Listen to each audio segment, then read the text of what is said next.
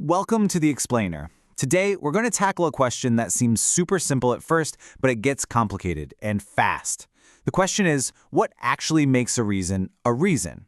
Where do our reasons for doing things really come from? Okay, so let's start with something we've all been through. Picture this. You and a friend are trying to figure out where to eat. It's the classic age-old debate, right? So you throw out an idea, that place with the giant, incredible onion rings. For you, that's it. That's a great reason to go. But your friend immediately shoots it down. The parking there is a total nightmare, and for them, that's an equally powerful reason not to go. In that moment, you can both feel the pull of your own reasons. And on the surface, this all seems pretty obvious. The onion rings tap into what you want, so you have a reason. The parking nightmare clashes with what they want, convenience, so they have a reason to say no.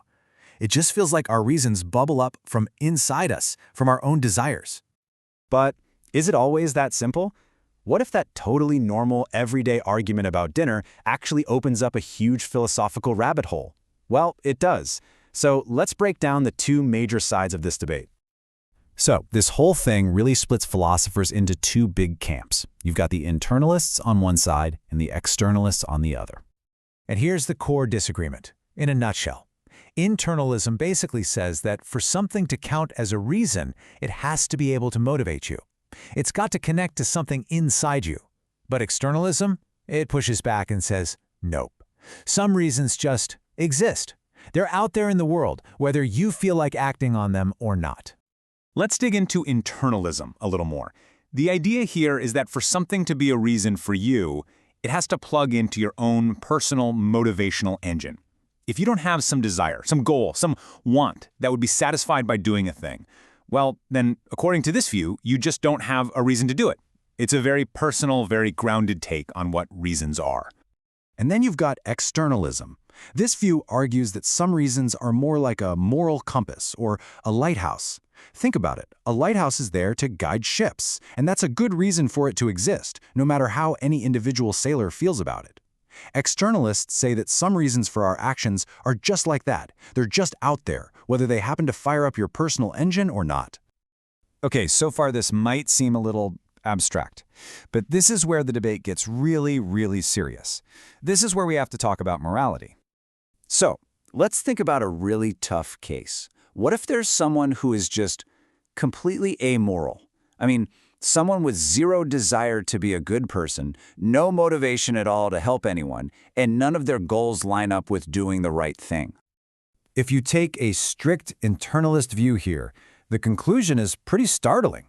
Remember, for them, a reason has to connect to a motivation. So if this person has zero moral motivation, then it kind of follows that they might have no reason to be moral. And wow, that is a deeply unsettling thought. And there's a reason philosophers call this the central problem. It's the exact point where our gut feelings about motivation and our gut feelings about morality just smash right into each other. Okay, so here's the puzzle. We have three ideas that all seem true on their own. 1. Some things, like genocide, are just wrong. For anyone, full stop. 2. If something is morally wrong, then there's a reason not to do it. And 3, the internalist idea that a reason needs a desire to back it up. The problem is you can't believe all three of those at the same time. They contradict each other. Something's got to give. And this is the example that makes the stakes just crystal clear. Internalism forces us to ask a really uncomfortable question. If someone like Hitler genuinely had no internal desire that would be served by not ordering genocide, did he, from a purely philosophical standpoint, have no reason not to? Now, an externalist would scream, of course he had a reason. The reason is that it's evil. But for a strict internalist, that's a much, much tougher question to answer. All right, so let's get into the ring and see the best punches each side can throw in this philosophical heavyweight match. So, the externalist's main attack is called the undergeneration problem. It's a fancy term for a simple idea. They say internalism just doesn't create enough reasons. It fails to explain reasons that we all intuitively think exist. We've already seen the biggest one, universal moral reasons, the Hitler problem. But it's not just about that. Think about something practical. You have a reason to start studying Spanish today for your trip in 6 months, right? Even if right now you have absolutely zero motivation to do it. Internalism really struggles to explain where that reason comes from. But don't count internalism out. It's got a serious home turf advantage. Its greatest strength is explaining all those normal, personal, everyday reasons. It makes perfect sense of why you have a reason to get chocolate ice cream and your friend has a reason to get strawberry. It just elegantly and simply connects a reason to the person who has it. This is where things get a little weird, though. Critics of internalism love this classic thought experiment. What if you suddenly got a strong desire to eat a saucer of mud? Seriously, according to the most basic version of internalism, that desire creates a reason for you to eat the mud. But does it? Really? Is that a real reason?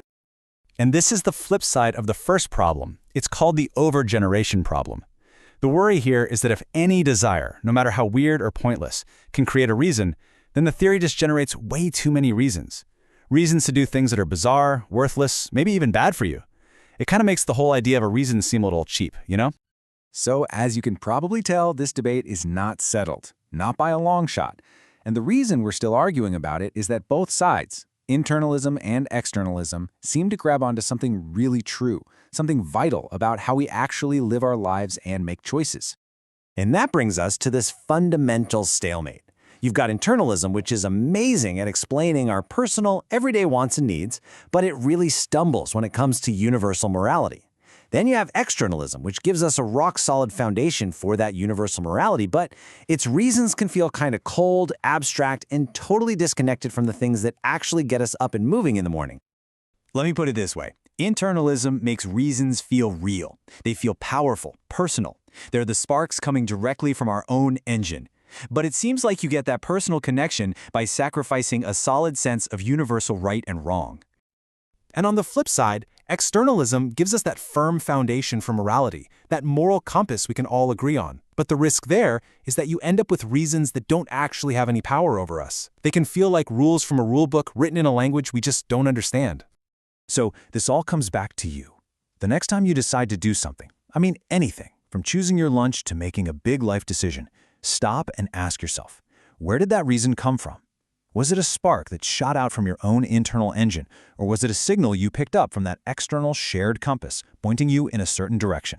The answer, as you now know, is probably not as simple as it seems.